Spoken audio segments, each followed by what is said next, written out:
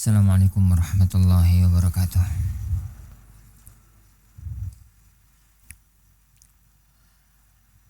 Innal hamdalillah nahmaduhu wa nasta'inuhu wa nastaghfiruh wa na'udzu billahi min syururi anfusina wa min sayyiati a'malina. May yahdihillahu fala mudilla lahu wa may yudlil fala hadiya lahu. Asyhadu an la ilaha illallah wahdahu la syarika lah wa asyhadu anna Muhammadan abduhu wa rasuluh.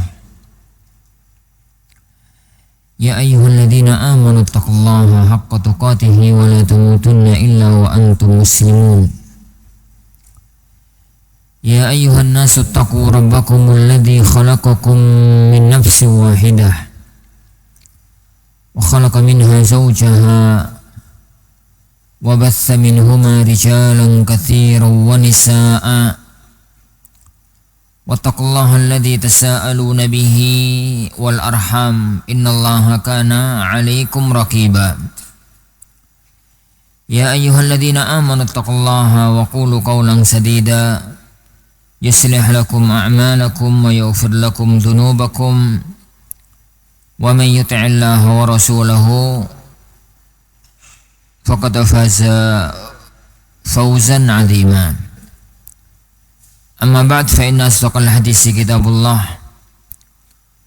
wa khairul hadyi hadyi Muhammadin sallallahu alaihi wa ala alihi wa sallam wa syarrul umuri muhdatsatuha fa inna kulla muhdatsatin bid'ah wa kulla bid'atin dhalalah wa kulla dhalalatin finnar. Ikhwani wa akhwati fid din, azani Allahu wa iyyakum. Di antara nikmat terbesar yang Allah anugerahkan kepada seorang hamba setelah nikmat iman dan Islam adalah nikmat ilmu. Nikmat terbesar yang Allah Subhanahu wa taala anugerahkan kepada seorang hamba. Saya katakan setelah nikmat iman, setelah nikmat Islam adalah nikmat ilmu syar'i.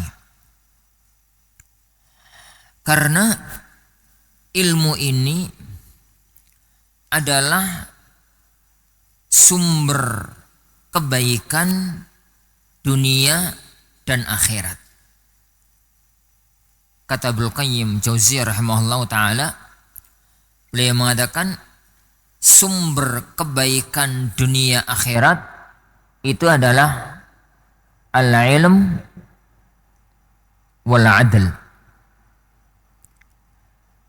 Sedangkan sumber, jadi keburukan dunia dan akhirat adalah al-jahl wal-zulm. Yani al-jahl wal-zulm. Orang itu bisa berbuat salah, para ikhwah, itu dua kemungkinannya. Kemungkinan yang pertama, orang itu nggak ngerti kesalahan, akhirnya dia menerjang kesalahan tersebut. Atau dia nggak ngerti itu kewajiban, akhirnya dia meninggalkan kewajiban tersebut. Berarti sumbernya adalah al-jahl, ketidaktahuan. Jadi ketidaktahuan. Yang kedua, orang berbuat salah bisa jadi sumbernya itu bukan kebodohan.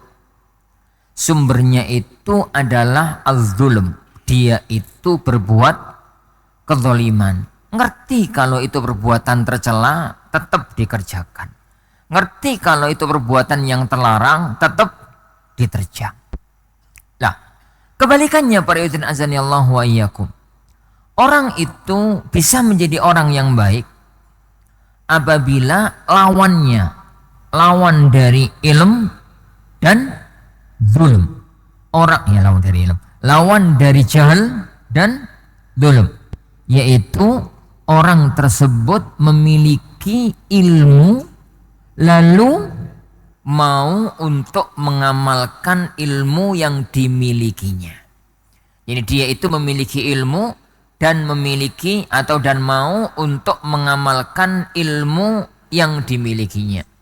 Dan itu adalah ciri khas orang-orang yang beriman.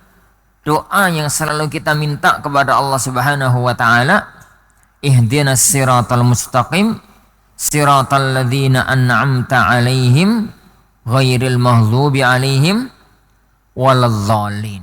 Yani jalannya orang-orang yang kau beri nikmat, bukan jalannya yani orang-orang yang mereka itu engkau benci, dibenci oleh Allah, yaitu orang-orang yang punya ilmu tapi tidak mau mengamalkan, dan bukan jalannya orang-orang yang tersesat, yaitu orang-orang yang mereka itu beramal tapi tidak mengamalkan atau tidak mengetahui ilmunya. Kalau yang pertama itu cirinya adalah orang-orang Yahudi, dan orang-orang yang begitu berarti mempunyai sebagian dari ciri khas orang-orang Yahudi. Adapun yang kedua adalah ciri khasnya orang-orang Nasrani. Kalau ada orang Muslim yang memilikinya, berarti dia itu memiliki kemiripan dengan orang-orang Nasrani. Ini di titik asalnya ilmu syar'i. Jadi asalnya ilmu syar'i.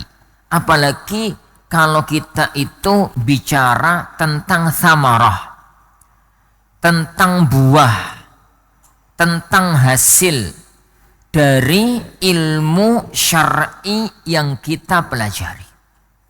Ilmu syar'i yang kita pelajari itu kenapa menjadi sangat agung? Kenapa menjadi sangat mulia? Kita semua tahulah ungkapannya Imam Ahmad rahimahullah tatkala beliau mengatakan al-ilmu la ya'diluhu syai'un idza saluhatin niyyah. Ilmu itu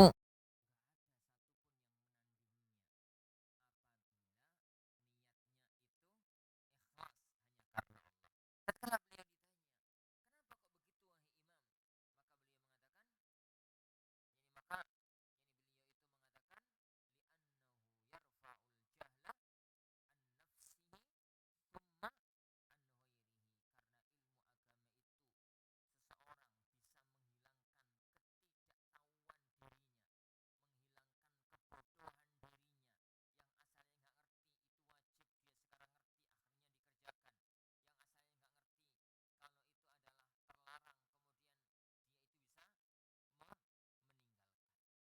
selanjutnya wa yarfa'ul jahla an ghairihi.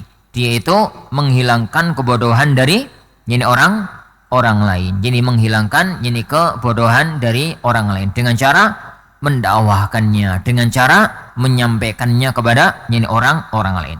Tapi para ikhwatan azani Allah wa iyyakum, dakwah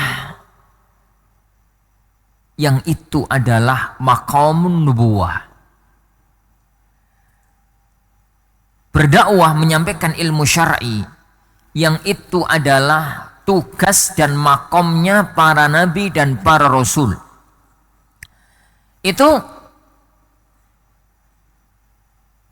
tidak mungkin bisa dijalankan dengan baik kecuali kalau seseorang itu berusaha semaksimal mungkin untuk mendekat kepada ciri-ciri para nabi dan para rasul. Jadi dakwah ya akhwan itu tugas kenabian, dan hanya akan diwarisi oleh orang-orang yang memang mereka itu mendekat dengan manhajun nubuwah, cara hidupnya para nabi. Dan kalau kita cermati ya akhwan, semua para nabi itu memiliki 4 kekuatan utama. Memiliki 4 kekuatan utama. Jadi untuk mereka bisa menjadi sosok-sosok yang dipilih oleh Allah menjadi pengemban risalah kenabian. Kekuatan yang pertama itu adalah al-quwwah al-imaniyah, kekuatan iman. hubungan antara dia dengan Allah itu hubungan yang sebaik mungkin. Dan hubungan dia dengan Allah itu adalah yang seerat mungkin, yang sebaik mungkin, yang semaksimal mungkin. Itu dibangun di atas al-ilm atau dibangun di atas iman dan apa ya? Amal soleh. Dibangun di atas iman dan amal soleh. Bahasa gampangannya ya Huan. Seorang pewaris Nabi itu hendaknya kuat imannya kepada Allah, dan caranya agar orang itu kuat imannya kepada Allah sering-sering berhubungan dengan Allah Subhanahu wa taala, sering-sering beraktivitas yang aktivitasnya itu menjadikan dia selalu ingat kepada Allah Subhanahu wa taala, aktivitas-aktivitas ibadah. Orang yang imannya kuat, ibadahnya kokoh. Orang yang imannya kuat, ibadahnya itu kokoh. Yang namanya ibadahnya itu kokoh, nggak mencukupkan diri dengan yang wajib, tapi juga mengamalkan ibadah-ibadah yang wajib, juga ibadah-ibadah yang sunnah, sesuai dengan kemampuan masing-masing dan kondisi masing-masing.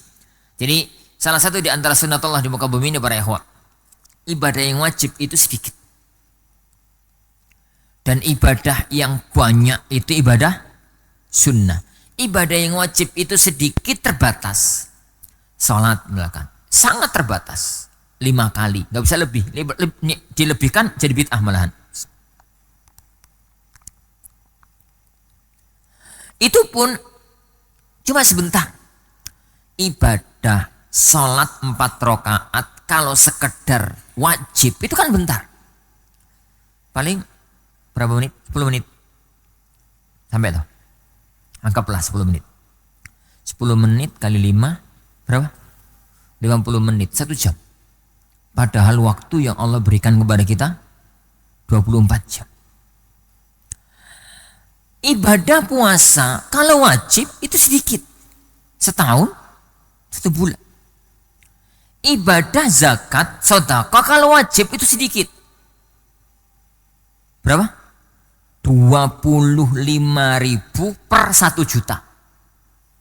Ini per 1 juta kan berapa? 1/40. 2,5%. Kalau 1 juta berarti 25.000. Kita nggak ngomong 1 juta itu nisab loh Yohan. Kalau kita untuk memperkirakan yang gampangan aja. Dan begitu. Tapi ibadah yang banyak, ibadah yang berlipat ganda, ibadah yang banyak itu ada pada titik ibadah-ibadah sunnah. Lah, apabila orang itu punya kekuatan iman dan punya kekuatan hubungan dengan Allah Subhanahu wa taala, maka taufik Allah itu akan turun. Dan apabila taufik Allah itu turun, maka tidak ada yang susah bagi sang dai atau bagi talibul ilm itu dalam menjalani proses kehidupan ilmiahnya. Itu yang pertama. Yang kedua ya ikhwan, al-quwwah al-ilmiyah. Titik kekuatan ilmiah. Titik kekuatan ilmiah ini adalah pada materi ilmu yang dia miliki, pada kekuatan ilmu bagaimana dia menyampaikan ilmunya tersebut, dan kekuatan memahami jamaah yang ada.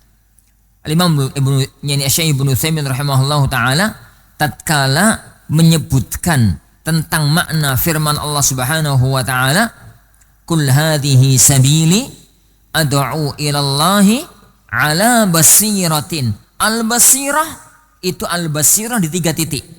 Al-basirah yakni memahami ilmu yang akan dia sampaikan, itu yang pertama. Yang kedua, memahami tentang bagaimana cara dia menyampaikan. Yang ketiga, memahami tentang kondisi jamaah yang akan dia sampaikan ilmu ini kepadanya. Lah, ini perlunya kita di ma'had yang berbarokah ini mempelajari 1 titik utamanya, yaitu al-maddah al-ilmiyah, memahami materi-materi yang tentang keilmuan dan teori-teori tentang bagaimana menyampaikan, latihan-latihan tentang bagaimana menyampaikan serta teori-teori yang ada dalam peta atau dalam kancah dakwah. Nanti setelah lulus terjun dalam dunia dakwah maka akan semakin matang, karena dengan pengalaman akan semakin matang seorang tahu lebih ilmu dalam kehidupannya tersebut. Itu yang kedua. Yang ketiga ya ikhwan adalah al-quwwah al-ijtimaiyah. Yani kekuatan sosial. Kekuatan sosial. Apa itu kekuatan sosial ya ikhwan? Bagaimana dia itu baik hubungannya dengan semua orang yang ada di sekitar dia. Dia itu dimanapun berada menjadi sosok yang disenangi, menjadi sosok yang dirasakan manfaatnya, menjadi sosok yang dirasakan barokahnya. Sebagaimana slogannya Nabiullah Isa alaihissalam, wa ja'alani mubarakan aynama kunt, dan Allah menjadikan aku itu orang yang penuh dengan keberkahan dimanapun aku itu berada. Bagaimana membangun yang ini ya akhwah? Membangun yang ini adalah dengan al-khuluq al-hasan, dengan akhlak yang mulia, dengan kepribadian yang mulia, baik dengan orang tuanya, tutur katanya lembut, tingkah lakunya santun, dia itu orang yang menyenangkan, orang yang membuat orang lain itu bahagia, nggak menyusahkan orang lain, nggak menyedihkan orang lain, dan begitu yang lainnya. Dan ini adalah kekuatan yang sangat sentral. Allah Subhanahu wa taala tatkala menyebut tentang rahasia keberhasilan dakwah, itu Allah tidak menyebut rahasia keberhasilan dakwahnya Rasulullah SAW. Itu Allah tidak menyebut kekuatan ilmu, tapi yang Allah sebut adalah kekuatan akhlak. Wa bima rahmatin minallah lintalahum walau kunta fallan ghalidhal qalbi lan faddu min hawlik. Jadi tatkala Allah Subhanahu wa taala ya ikhwan menyebut tentang rahasia keberhasilan dakwahnya Rasulullah SAW, itu bukan disebut ilmunya yang mendalam, bukan disebut tapi disebut itu malah unik. Lintalahum fabima rahmatin minallah lintalahum, dengan rahmatmu, dengan rahmat dari Allah, maka wahai Muhammad lintalahum, engkau itu kalau bersikap kepada masyarakatmu itu dengan dengan lembut, dengan santun, dengan enak ini dengan sesuatu yang menyenangkan. Kemudian Allah Subhanahu wa taala menyebutkan kalimat berikutnya, walau kunta fallan ghalidhal qalb. Ghalidhal qalb. Ghalidhal qalb itu kaku hati, keras hatinya. Fadh itu kasar perangainya. Kalau kamu itu Muhammad, perangaimu itu fadhon, kasar, cemberut. Ngomong sak ngomong itu nyelekit. Sikap sak sikap itu ngelarani hati, nyusahkan orang lain gitu. Kemudian dia itu orangnya ghalidhul qalb, orangnya itu kaku hati nih. Maunya ya semaunya, nggak mau peduli kepada orang lain. Kalau sudah pernah disakiti orang, dibawa sampai mati, diwariskan ke anak cucunya. Kalau dia yang berbuat salah, dia itu minta untuk segera dimaafkan. Kalau enggak, dia malah ngamuk, misalkan gitu ya. Kalau ada, Allah SWT membahasakan walau kunta fallan ghalidhal qalb, bahasanya Allah bayawan lan fallu min haulik, mereka bakal bubar dari sekitar kamu. Mereka enggak akan ada orang yang mau mendekat kepada dirimu. Lihat sejarah ya, orang-orang Arab itu tatkala mereka masuk ke dalam agama Islam, itu senjata yang paling utama adalah kepribadian Rasulullah Shallallahu Alaihi Wasallam. Tatkala orang-orang Quraisy itu melihat bahwasanya itu tatkala orang-orang itu datang ke negeri Mekah, orang-orang Quraisy itu mengatakan jangan dekati Muhammad, Muhammad itu kadzab, Muhammad itu syair. Sahir man, sahir, tukang sihir, pendusta Muhammad itu ini. Begitu ketemu pertama kali, tutur katanya, kayaknya kok nggak pendusta, tutur kata orang kayak begini. Tingkah polanya, kayaknya kok bukan tukang sihir, modelnya orang kayak begini. Yang dilihat pertama kali itu adalah akhlaknya, perangainya, dan ini kekuatan utama masyarakat itu ya. Melihat kepada akhlak kita sebelum melihat kepada ilmu kita. Melihat kepada kepribadian kita sebelum melihat kepada kemampuan ilmiah yang kita miliki. Dan yang terakhir adalah al-quwwah an-nafsiyah. Yang terakhir itu adalah al-quwwatu an-nafsiyah, kekuatan jiwa. Kekuatan jiwa. Kekuatan jiwa nih akhwan. Orangnya, jiwanya, karakternya itu kokoh. Siap untuk menjadi pemimpin umat. Siap untuk menghadapi rintangan-rintangan dakwah yang ada di depannya.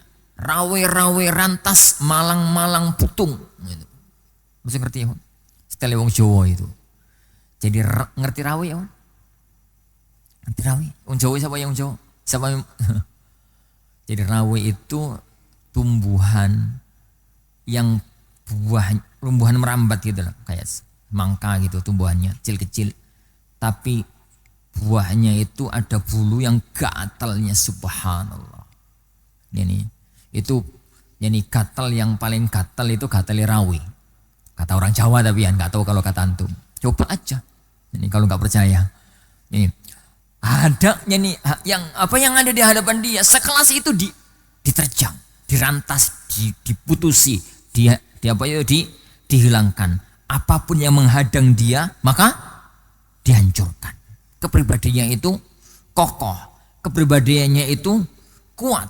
Orang yang siap untuk terjun dakwah dimanapun berada, dalam kondisi apapun, dan siap untuk menjadi pemimpin umat.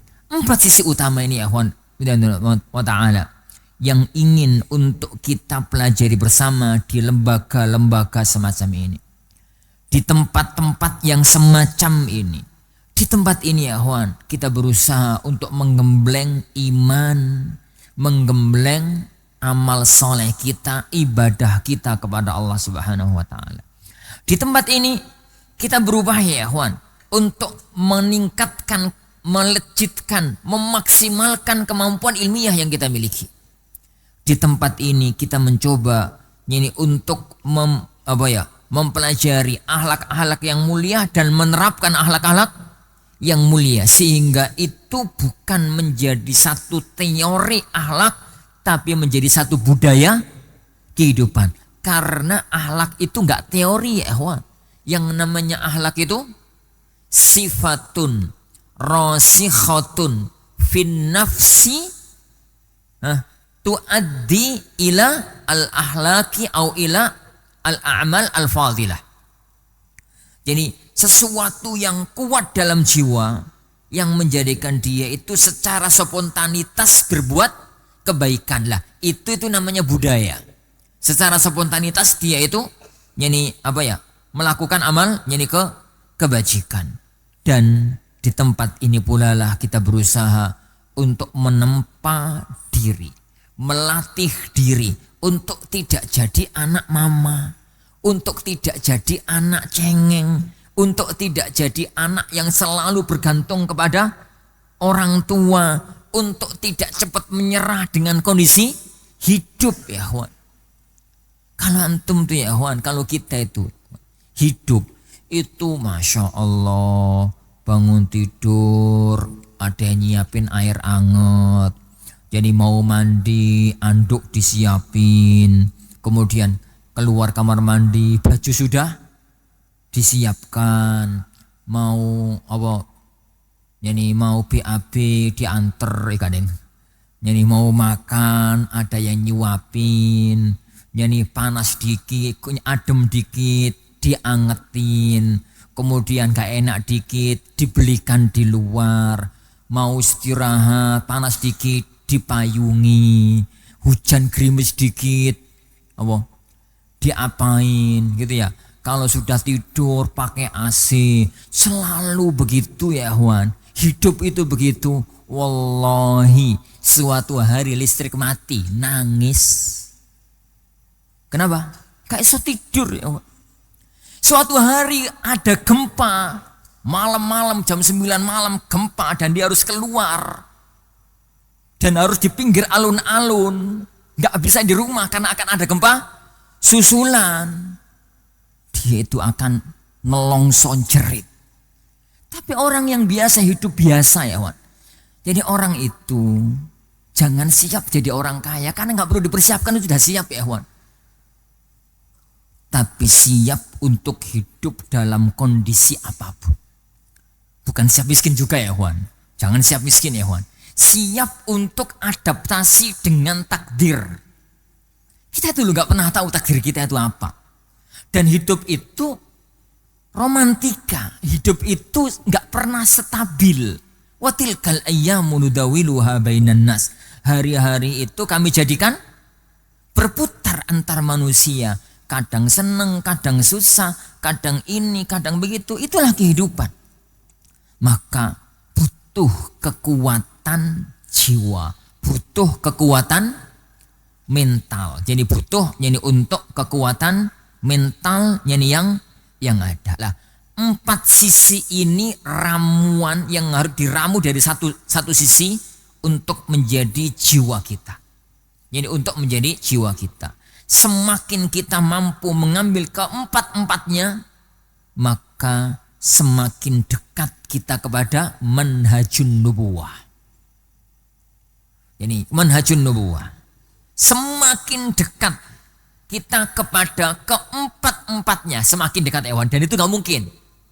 Karena manusia sempurna itu gak ada. Kecuali para nabi, para rasul. Itu pun tetap ada titik-titik yang dipermasalahkan. Kamulah minar rijali katsir, kata Rasulullah SAW dalam Sahih Muslim. Kamulah minar rijali katsir. Manusia yang sempurna itu banyak. Walam yakmul minan nisa illa thalatha. Sedangkan manusia, laki-laki yang sempurna itu banyak. Sedangkan wanita yang sempurna hanya 3. Siapa itu laki-laki sempurna ya Wan? Para nabi, para rasul. Rasulullah Subhanahu wa taala menjadikan mereka sempurna. Menganggap mereka itu sempurna, tapi tetap ada titik-titik yang kadang-kadang itu perlu dikritisi. Nabi Yunus coba pernah punya masalah yang lumayan besar. Apa itu? Nggak kuat dengan dakwah kepada orang-orang Nawa. Ini sampai terjadi peristiwa heboh itu, ditelan.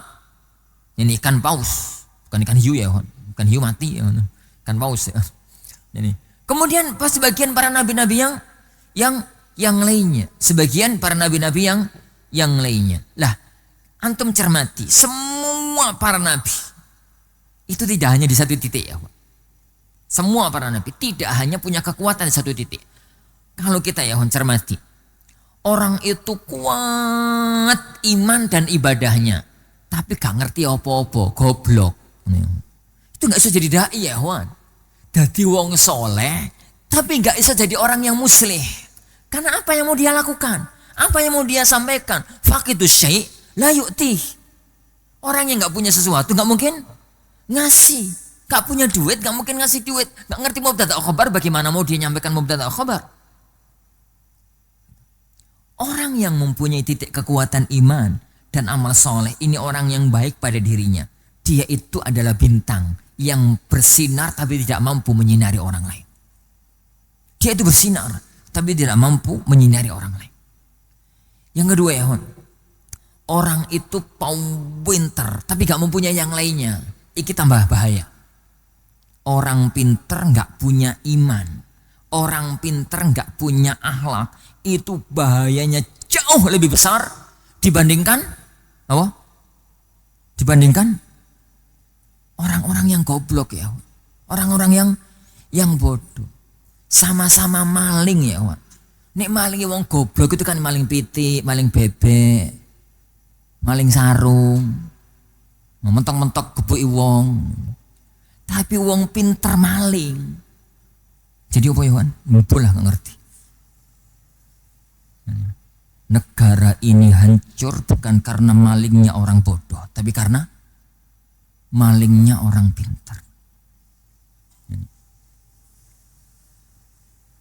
Bulah.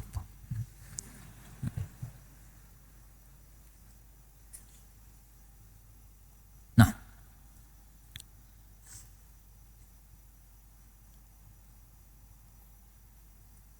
dan semuanya itu pintar. Itu pintar. Nah, yang ketiga, orang itu punya kekuatan apa? Apa tadi yang ketiga tadi? Orang itu akhlaknya api gitu. Gak duwe iman. Juga gak punya ilmu. Ini di masyarakat baik. Tapi di hadapan Allah gak ada nilainya. Kan gak punya iman. Dan dia gak bisa.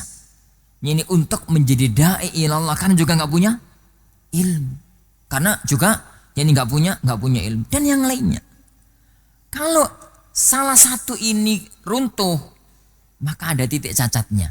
Dan pasti manusia itu punya titik cacat. Maka tugas kita ya Huan, berusaha mengambil dari keempat-empatnya semaksimal mungkin. Mau gak mau sunnatullah, gak ada orang sempurna. Tapi kita berusaha punya kekuatan iman yang kokoh.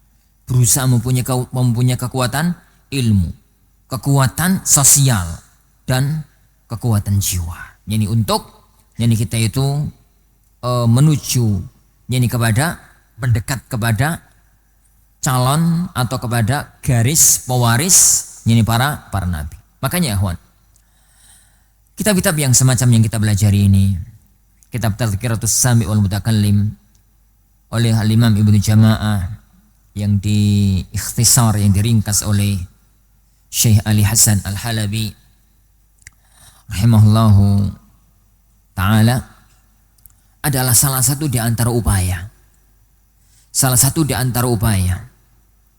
bahwa seorang talibul ilm, seorang alim, seorang da'i, seorang talibul ilm itu harus menata tidak hanya di titik ilmunya, tapi di titik bagaimana dia membangun hubungan dengan Allah, bagaimana dia membangun hubungan dengan sesama, bagaimana dia membangun kepribadiannya. Ini sehingga itu akan bisa menjadi orang yang semakin manfaat kepada umatnya. Nah, waktu yang nyisa kita baca sedikit. Insyaallah subhanahu wa ta'ala kajian kita dari kitab Al-Mu'allim sampai pada 85. Ya, bentar ya. Masih pada bab adab talibul ilm pada dirinya adalah taharatul batin wal zahir. Penampilan zahirnya baik, penampilan batilnya baik. Penampilan zahir ya fisiknya baik, bukan ganteng jelek loh ya Wan. Jadi, tapi tampilannya itu layak disebut sebagai talibul ilm. Layak disebut sebagai ahlul ilm. Sebagai orang yang alim. Pakaiannya, penampilannya, gaya rambutnya, gaya jalannya gitu. Itu penampilan zahir. Juga penampilan batin dalam arti jiwanya, kepribadiannya, dan yang semisalnya. Beliau menyebutkan beberapa hal yang ini berkaitan dengan apa ya? Yang ini berkaitan dengan hal-hal yang bisa mengotori jiwa, mengotori hati. Lalu beliau menyebutkan tentang akhlak-akhlak yang kebalikannya, akhlak-akhlak yang baik. Beliau mengatakan wa minal akhlaqil marliyah. Dan di antara akhlak-akhlak yang baik, itu salah cetak itu. Wa minal akhlaqi al-marliyah. Dawamut taubah, selalu bertaubat kepada Allah Subhanahu wa ta'ala. Karena orang itu tidak akan bisa lepas dari kesalahan, disengaja atau tidak disengaja. Rasulullah SAW menyebutkan tentang dirinya, fa inni atubu, dalam satu riwayat yang lain, astaghfirullah fi kulli yaum aktsar min 70 marrah. Tiap hari aku itu selalu minta ampun, selalu bertaubat kepada Allah lebih banyak dibandingkan atau lebih dari daripada 70 kali. Maksudnya itu sangat banyak sekali. Wal ikhlas, ikhlas dalam setiap aktivitas apapun. Wal yakin, yakin dengan kekuatan Allah. Wat taqwa, was sabr dan sabar, war ridha dan ridha. Wal qanaah dan qanaah. Qanaah trimo ing pandum, yaitu ridha dengan pemberian Allah Subhanahu wa taala. Kenapa? Karena yang kita jadikan ibrah itu bukan kuantitas pemberian Allah, tapi kualitas pemberian Allah Subhanahu wa taala. Kuantitas itu banyak dikitnya secara kacamata lohir. Kualitas itu efek manfaat dari pemberian Allah tersebut. Kuantitas itu hak prerogatif Allah Subhanahu wa taala. Kita nggak usah udik-udik. Tapi kuantitas itu yang menentukan kita sendiri. Jadi pemberian Allah ya akhwan, apapun itu, ilmu, harta, keluarga, dari sisi kuantitas itu hak Allah. Harta sudah ada garis takdirnya ya akhwan. Sering ana menggunakan ya akhwan. Kalau memang Allah itu nakdirkan kepada antum, dijatah rizki antum itu segini. Segini. Itu meskipun antum itu kerja, cari air di gerojokan 1000 atau gerojokan 2000, tapi wadai segini tetap dapatnya segini. Lah kalau memang yang Allah takdirkan jatah rezeki antum itu sak gentong, meskipun cuma kerjoi itu tetesan-tetesan air, tetap penuh sak gentong. Jadi kuantitas itu haknya Allah Subhanahu wa taala. Yang jadi masalah adalah kualitas dari pemberian Allah tersebut. Kalau itu harta, bagaimana harta itu barokah? Kalau itu adalah ilmu, sedikit tapi barokah. Jangan salah paham ya, ini ngono sedikitnya Ustaz, enggak juga. Kalau banyak barokah itu sangat mulia. Tapi kalau harus milih, banyak enggak ada barokah, sedikit barokah, milih yang mana ya? Milih yang banyak barokah. Milih yang sedikit barokah. Kalau harta juga begitu ya. Harta juga begitu. Istri juga begitu. Antum tuh milih mana? Istrinya cantik, tapi menyusahkan hidup. Atau jelek wajahnya, tapi nentremkan hati. Milih mana ya, Bang? Aku nggak dua-duanya. Ya hidup itu kan kalau bisa cari itu yang kuantitasnya bagus, kualitasnya bagus. Tapi kalau kita harus milih ya kawan, pilih yang kualitas. Lah, ana katakan kuantitas itu haknya Allah menentukan kita. Jodoh kan begitu ya kawan. Muter. Masya Allah jadi tukang nazar. Ya nun. Ada kali 50 akhwat dinazori. Begitu dapat yang cuelek.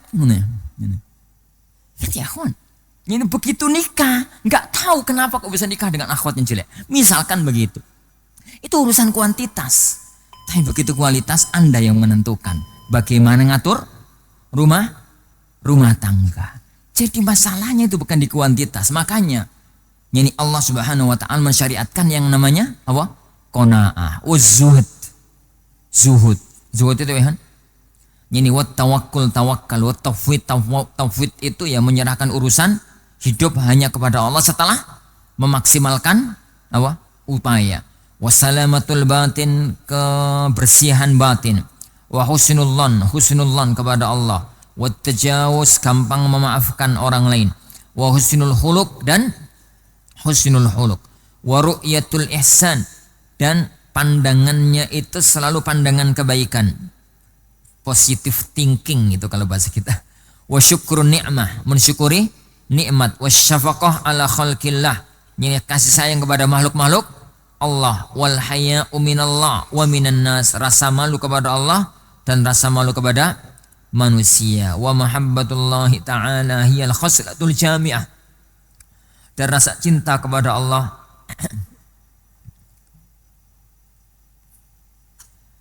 wa mahabbatullah, dan rasa cinta kepada Allah hiyal khaslah al jami'ah, adalah akhlak yang menggabungkan lima hasinis sifati kulliha, yani untuk semua akhlak-akhlak sifat-sifat yang baik tadi. Wa innama tatahaqqaqu bimutaba'ati ar-rasul, itu semua bisa terwujud dengan mutaba'ah, mengikuti Rasulullah sallallahu alaihi wasallam. Qul in kuntum tuhibbunallaha fattabi'uni yuhibbukumullah wa yaghfir lakum dzunubakum. Katakan Muhammad, jika kalian itu yani cinta, benar-benar cinta kepada Allah, maka ikutilah diriku. Yuhibbukumullah, niscaya Allah akan mencintai kalian. Wa yaghfir lakum dzunubakum, dan akan yani mengampuni dosa-dosa kalian. Insyaallah ini bisa kita pelajari. Insyaallah kita lanjutkan pada waktu yang akan datang biizni rabbina tabaraka wa taala. Kita akhiri majelis kita. Subhanakallahumma wa bihamdika asyhadu an la ilaha illa anta astaghfiruka wa atubu ilaik. Wassallallahu wasallam wa baraka ala nabi Muhammad. Assalamualaikum warahmatullahi wabarakatuh. Al Furqan TV, saluran pendidikan, dakwah dan inspirasi Islami.